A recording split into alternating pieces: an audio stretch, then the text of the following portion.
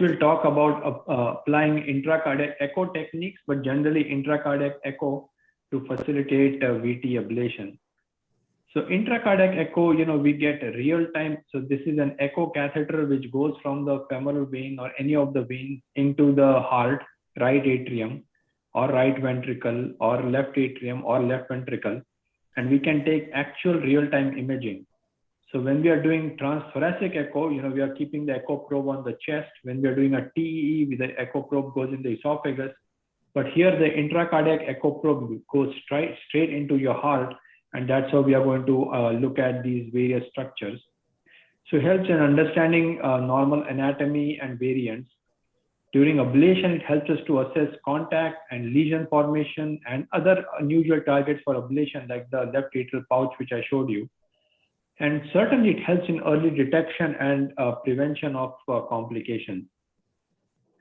So the prototype of intracardiac echo was actually developed here at Mayo Clinic many years back. And there are at least two types of probes available. One is a rotational ICE probe, which gives images like that. And the second one, which is more commonly used, is the phased array ICE probe, which has 64 element transducer mounted on a steerable 8 to 10 French sheath catheter. And it produces a traditional wedge shaped image. So wherever this structure is, so this is the probe. So what the first thing what it sees is where the chamber in which it is located. So this is the right atrium, interatrial septum, and left atrium. And this probe can be moved in all the four directions, and then by which you can get various images. Now it can also do functions of Doppler and color flow imaging. So I'll start off with a case, and some of these cases will be discussed subsequently. But like a young female who has been evaluated for frequent skip beats and worsening shortness of breath, and echo shows EF of 45%. And this is the ECG. So you can look at this, but basically sinus rhythm going on. PVC is happening. If you look at the PVC morphology, it is left bundle pattern. 2, 3 AVF is positive. AVR, AVL is negative. So suggesting it is coming from the outflow tract, maybe right ventricular outflow tract. And lead 1 has a small RSR pattern. So this is kind of suggesting this might be exiting somewhere in the right ventricular outflow tract. So this is the intracardiac echo catheter, which is going in the right atrium. So this is the home view. So the first thing what we see in the home view is that the catheter is in the right atrium. This is the right ventricle. These are the right ventricular papillary muscles. And this is the tricuspid valve. And this is part of the right ventricular outflow tract. Now, once the catheter goes in that location, we can start to move it around and then try to see what all we can see. So we can certainly clog the catheter. As we do that, it is going to look more septally, and then you can see the membranous septum here, part of the left ventricle, left ventricular outflow tract, aorta. You can see it pretty nicely in this particular view.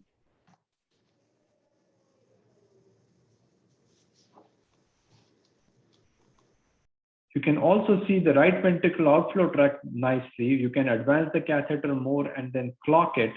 And this is on the TE. Sometimes we see this Mercedes-Benz view. So this is the left sinus of Valsalva. This is the left main, right sinus of Valsalva, non-coronary sinus of Valsalva, right ventricular outflow tract, pulmonary valve, left atrial appendage. And this is the Coumadin ridge, which I had shown earlier, where the ablation for this AFib was performed. So you can identify these structures very well. And it also facilitates a lot during ablation, because as you're moving the catheters from the patient's groin or femoral region, this ICE catheter also goes up the femoral vein, and you can certainly maneuver it to get really good images of various structures. This is again that example of the aortic sinuses. You can see the left main, And the bifurcation and these views become really, really important when we are close to important structures for ablation. So in this patient, we found that with mapping, the catheter was above the pulmonic valve, and that's where the myocardial tissue was present, which was causing these PVCs, and ablation was performed there, resulting in quiescence of those PVCs. Now, without intracardiac echo, it is impossible for us to know where the catheter is. Is it above the valve? It is at the level of the valve, or is it below the valve? Because on fluoroscopy, you're never going to see these structures so well. Now, you may wonder, why did we go above the pulmonic valve? Because I thought above the pulmonic valve, it's pulmonary artery. And does the pulmonary artery really have any myocardium to cause any PVCs? It turns out actually some part of the pulmonary valve above the myocardium, some part of the pulmonary artery above the myocardium does have, above the pulmonary valve does have some myocardium, which can cause some PVCs. So this is same example what we showed, left cusp, non-coronary cusp, right cusp, left cusp, and these structures can be really nicely seen when we are using intracardiac echo. This is again the catheter there while ablating, and once we came on ablation, the PVC went away. This is an autopsy specimen, but you can see when you open up the right ventricular outflow tract above the pulmonic valve, pulmonary artery, there is some area above the pulmonic valve which actually has some myocardial sleeves which can cause these PVCs. And again, without intracardiac echo, this would be very, very difficult for us to know. Some of these PVCs can occur from this area, the pulmonary right ventricular outflow tract, but next to the right ventricular outflow tract is actually your left ventricular outflow tract. So the pulmonary artery goes anteriorly and the aorta is posteriorly. So the posterior part of the right ventricular outflow tract is actually the anterior part of the left ventricular outflow tract.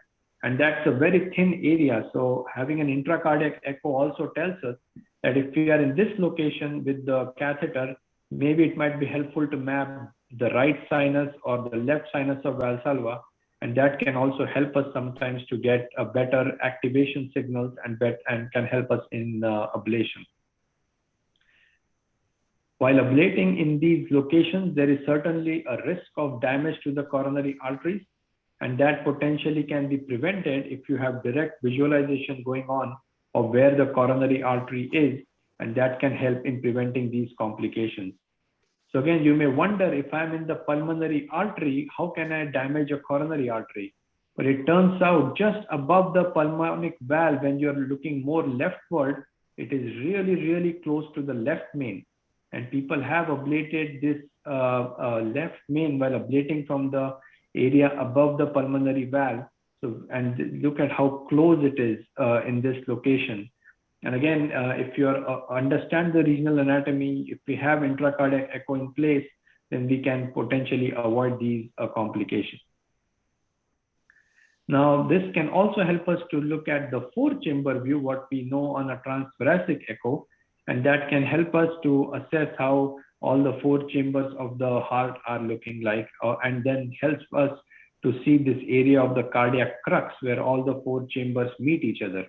So this is also sometimes helpful because this is an area again from where ventricular tachycardias can potentially exist.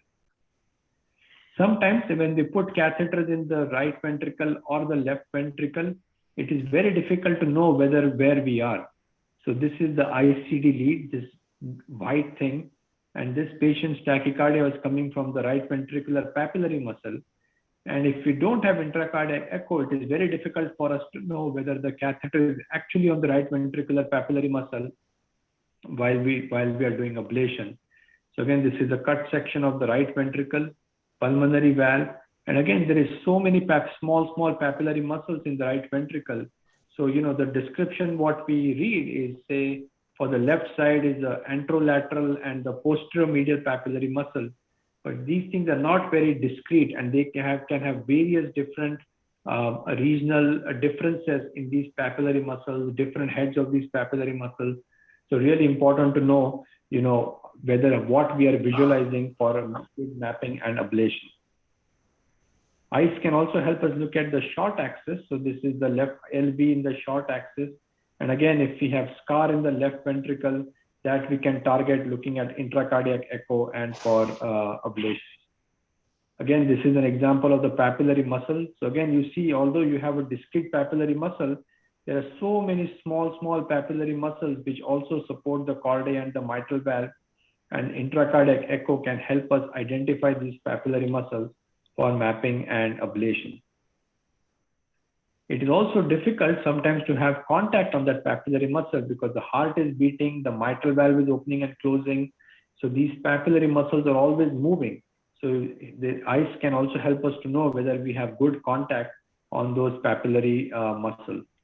This is again a very creative way of getting contact on the papillary muscle to make sure we are touching it and then ablating to get rid of the tachycardia.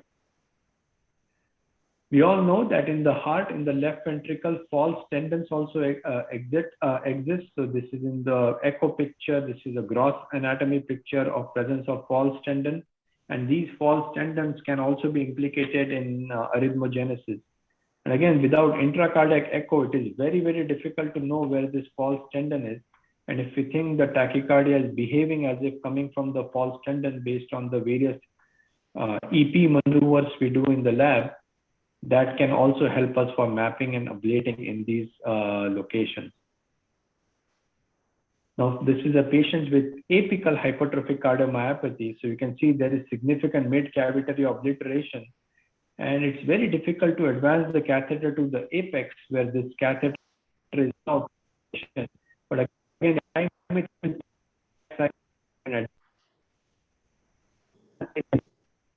not that can help us to map better and ablate better and avoid complications.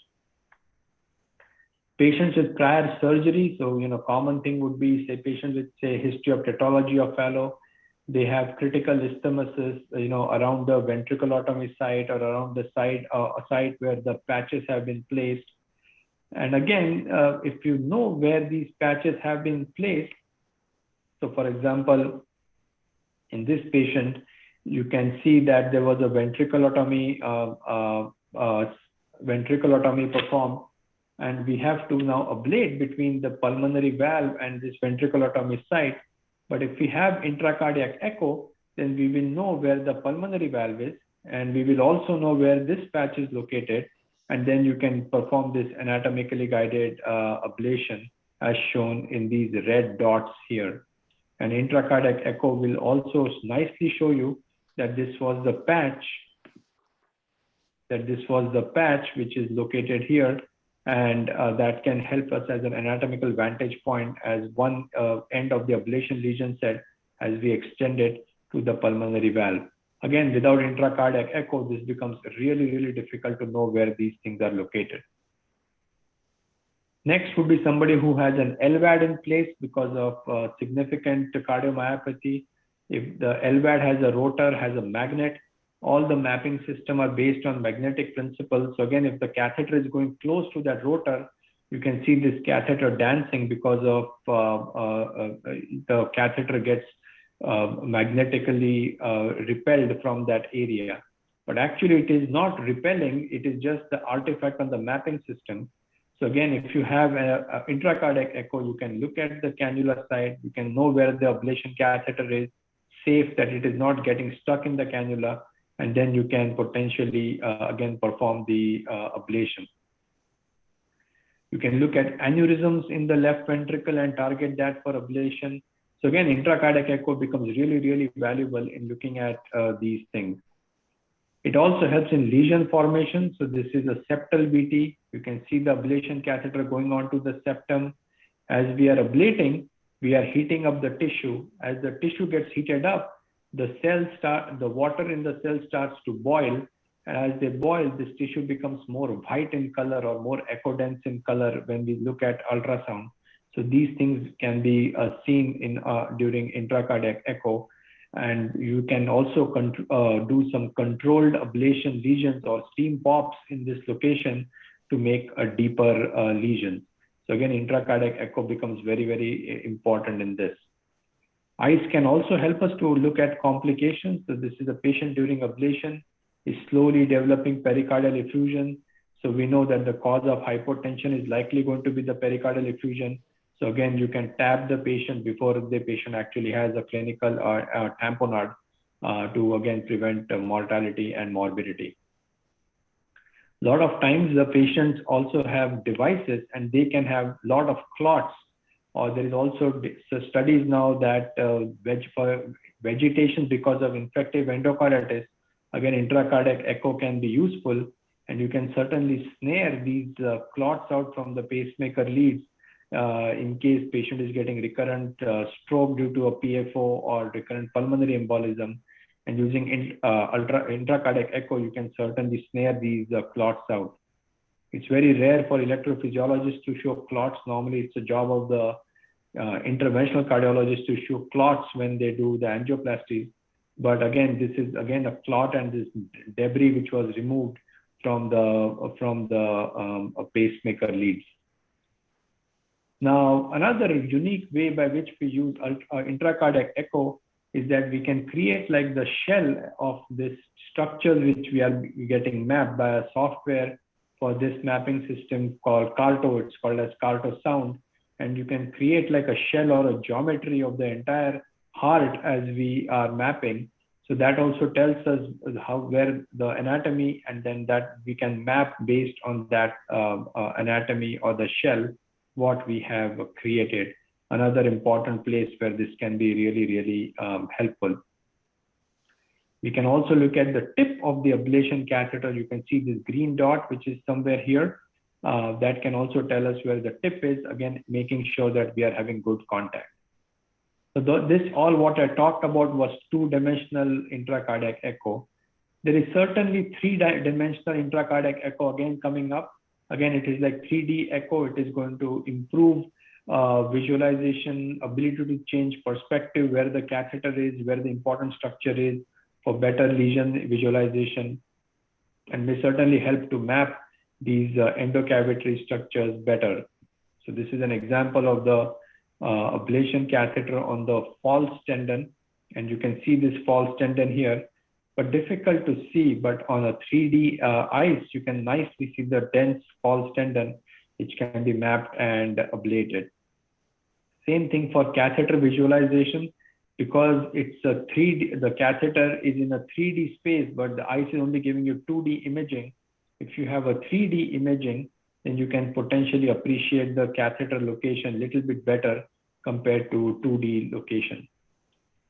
So, so hopefully over a period of time, 3D ICE will also get integrated with all the mapping systems and all the things what we do in the EP lab.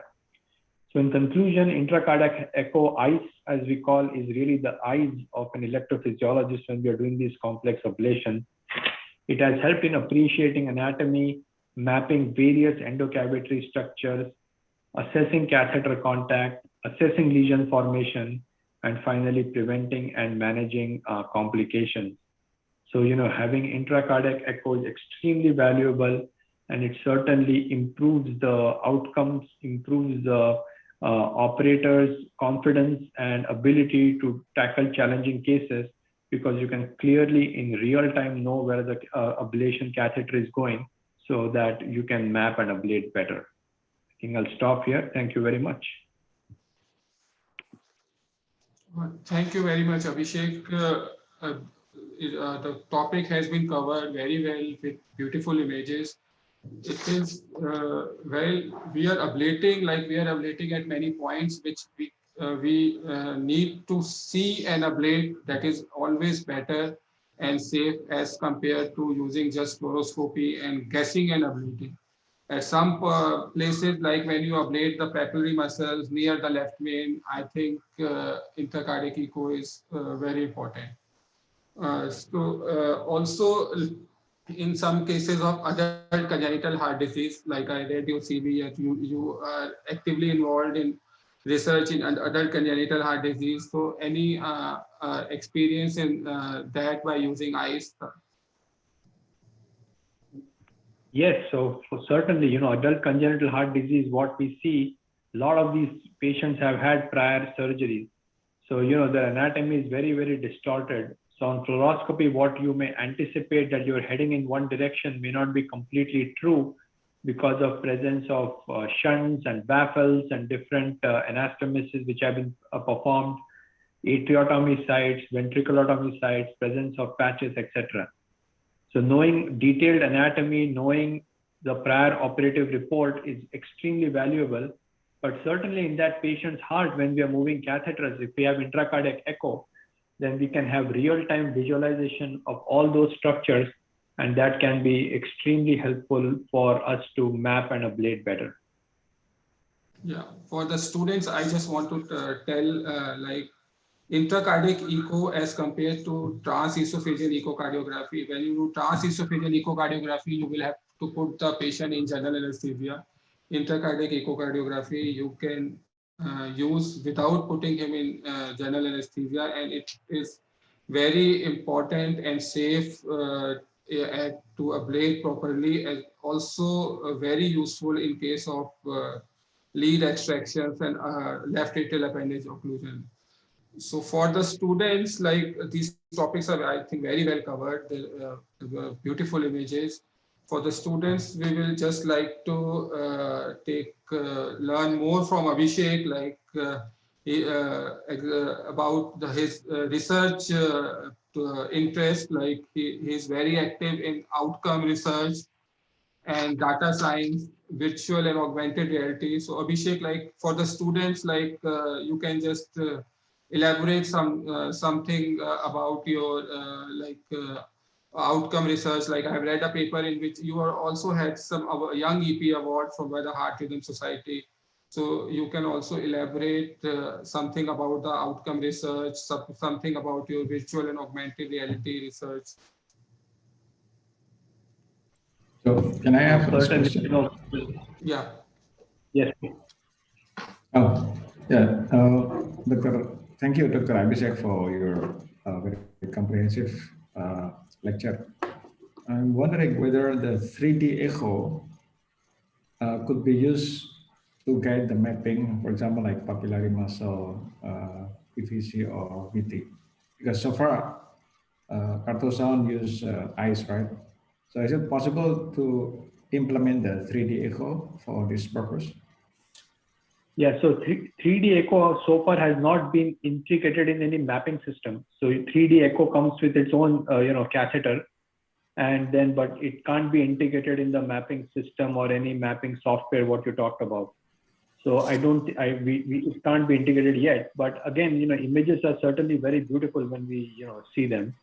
It is not that we use it every day or, every case, but certainly in some cases where, it is, like redo case, or like if it is very, very critical that we have to really ablate at one structure and imaging has been suboptimal by intracardiac echo or other modalities, then 3D intracardiac echo can be helpful.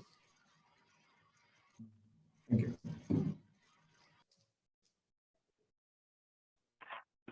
So coming back to Dr. Walia's question about research. Research, I think, is very, very important. And whenever I talk about research, I think of at 4 or 5 levels. Number one, we all need to do research to advance our career. Say you're applying for, say medicine residency, you have to thesis there, do cardiology or other specialty, do some thesis there. So research is very, very important there. It is also becomes very, very creative sometimes. I can tell you from my own example. I was an internal medicine resident in summer, and it was in Milwaukee, Wisconsin. And I saw like a slew of patients with stress cardiomyopathy, like back to back in the month of August. And I wondered, why these, most of them were women, most of them were elderly women. And I was wondering, why are we having these rash of stress cardiomyopathy or Takotsubo cardiomyopathy happening in the summer? So we all know that there is more MIs or myocardial infarction in the winters, but I thought maybe it was just one of those things that it just happened in summer that year. Next summer also it happened the same thing. So I thought there might be some pattern here that it might be happening in summer for whatever reason. So that kind of sparked my interest. So we collected national data on various multiple hospitals from a national admission database and looked at all examples of Takotsubo cardiomyopathy, and actually were able to show that there is a significant epidemiological differences in presentation of Takotsubo, mostly in elderly women, mostly age more than 65. And turns out it is actually truly more in the summer months for whatever reason, maybe some environmental reasons, maybe the norepinephrine levels are higher during the summer months. It's hard to know the exact reason, but certainly, if you have a question and if you're really committed towards it, you can come up with an answer, in this world where there is so much emphasis on data collection and, all these things. So this is just a small example. That kind of sparked my interest in looking at big data type research, and over the years have done many of these projects. And if any of you are interested, certainly feel free to reach out and we can do something together, either here or can do it from your own hospital. But you will realize that the power of data is that it is not that what your professor thinks is the right thing, but that is always the right thing. But what you think may also be extremely right if you have data to back it and if you have science to back it. And if you tell your professor that I saw stress cardiomyopathy 10 times in summer, he said no, that can't be true. But if you show him data looking at 6,000 stress cardiomyopathies, then there is no way he's going to challenge you. So if you have the power of data, power of science, and power of conviction, I think that will certainly help a lot in advancing your career and certainly advancing science, because these observations can be very powerful for a lot of things what we do in our practice. So this was just a small example, but I have many of them to share.